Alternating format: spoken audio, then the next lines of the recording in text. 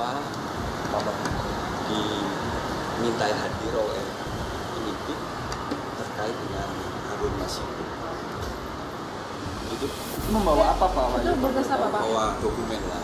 PAW itu. Kira-kira apa yang mau disampaikan nanti Pak? Ya kita semua berharap Harun Masiku segera ditangkap ya. Ya maksud saya gitu. Ya, Pak, kok Bapak sudah bisa bebas? Saya sudah PP tanggal 6 Oktober. Oke, Jadi saya artinya sudah masih menjalani tanggung jawab saya. Membagongkan nyaris 4 tahun DPO, kasus Harun Masiku mencuat tiba-tiba, KPK ujuk-ujuk jadi niat mau tangkap, senario hantam kubu Banteng dan Gama, ganggu Pilpres 2024? Jadi saya tahu anak ini, tetapi maksud saya dia memiliki keterbatasan untuk bergerak banyak. Karena itu kan kalau mau lari dari satu negara ke negara lain, mau mengubah operasi plastik, mau mengubah nama atau mengubah kewarganegaraan, biasanya membutuhkan uang yang sangat banyak untuk hal-hal seperti itu. Kami tanyakan kepada dia upaya penanganan terhadap penangkapan terhadap DPO Harun Masiku. Yang bersangkutan kemudian berkomitmen.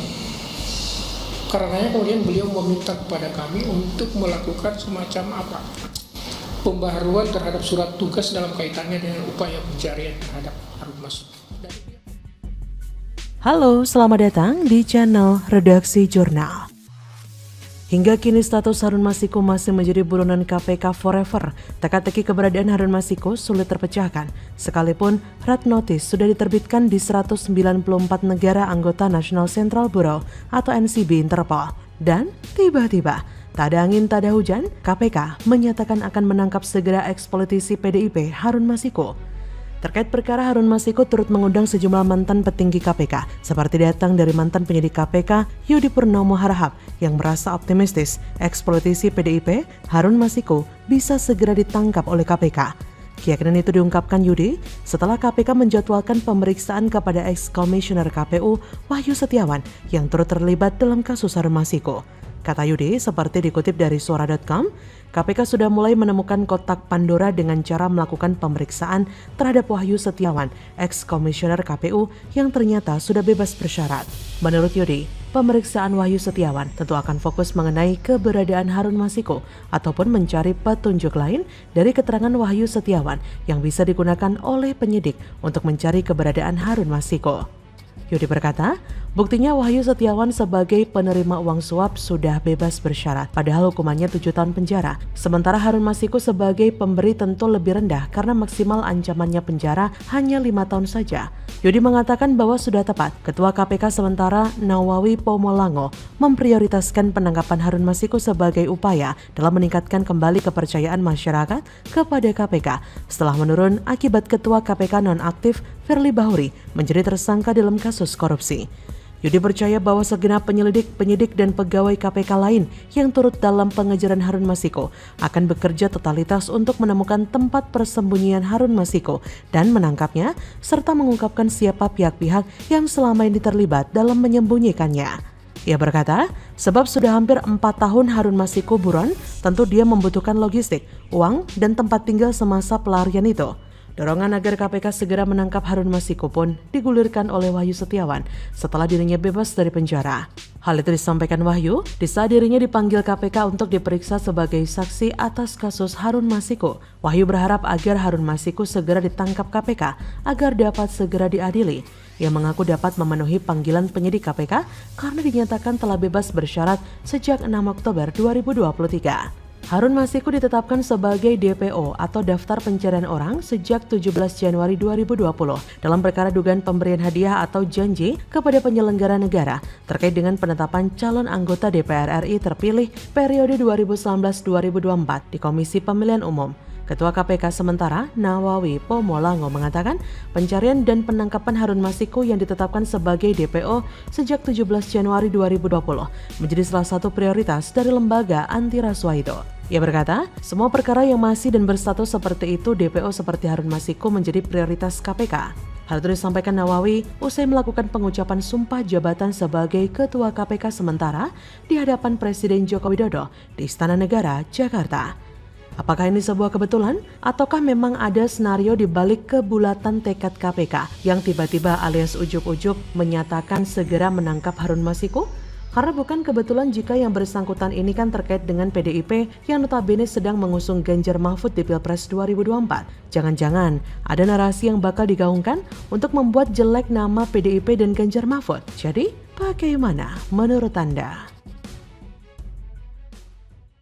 Jadi sudah tidak ada lagi nanti ke depan yang namanya shadow banning, yang namanya price dumping, yang namanya barang-barang cross border yang membunuh UMKM kita. Kita ke depan harus melindungi UMKM dan kita ingin sekali lagi, karena tadi Cak Imin bicara masalah literasi keuangan dan literasi digital, ke depan yang kita siapkan harus ada penguatan SDM, penguatan manusia-manusia digitalnya.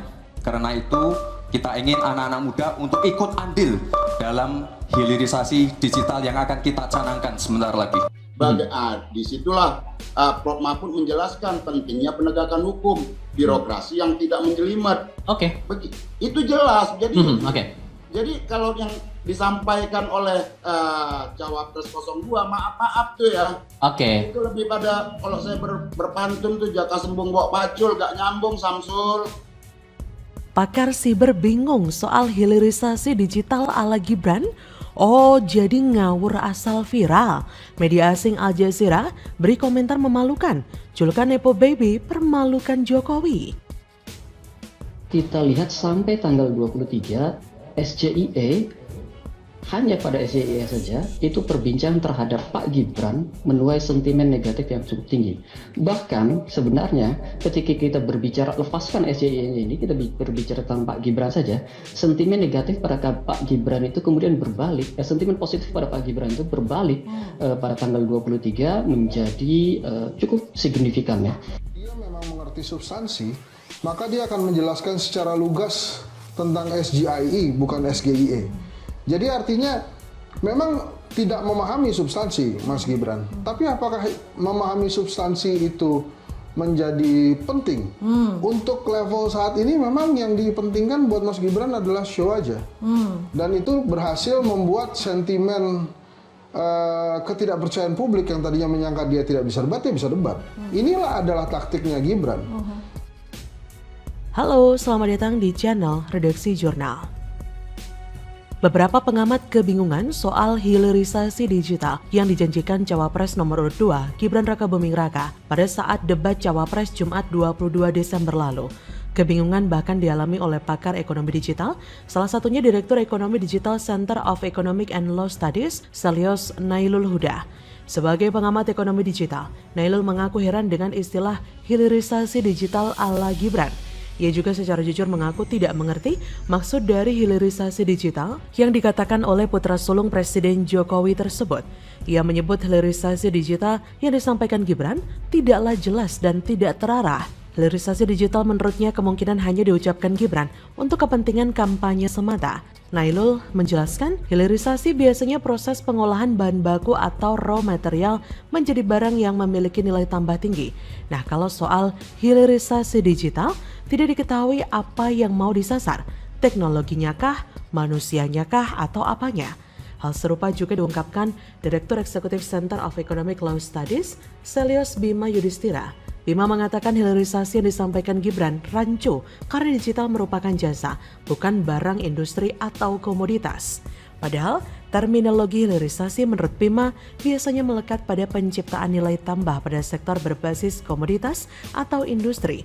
Kalau yang dimaksud Gibran seperti AI, kemudian blockchain dan Web3 itu bukan hilirisasi, tapi lebih tepatnya inovasi digital. Atau mungkin maksudnya Gibran pengembangan digitalisasi karena saat ini sudah sampai pada tahap Web4 di mana teknologi internet tidak hanya terdesentralisasi tapi juga tersebar luas. Bahkan, peneliti Indef, Izzuddin Al-Faras mengatakan tidak ada istilah hilirisasi digital dalam dunia akademik. Nah, paham kan mengapa banyak pihak, juga para pengamat yang bingung? Karena memang programnya Prabowo Gibran itu nggak jelas kemana arahnya. Jangankan pengamat, masyarakat saja dibikin bingung. Bahkan saking tidak berkualitasnya Gibran, sampai-sampai media luar negeri pun memberitakan hal yang memalukan. Media tersebut adalah Al Jazeera. Setelah debat Cawapres kemarin, Al Jazeera memberikan julukan kepada Gibran sebagai Nepo Baby. Ini tentu memberikan fakta bahwa pencalonan dirinya sebagai wakil presiden adalah karena adanya gerakan nepotisme. Label Nepo Baby diberikan untuk Gibran sebagai bentuk kritik karena masalah nepotisme yang membuat dirinya sebagai anak presiden bisa melenggang maju menjadi cawapres.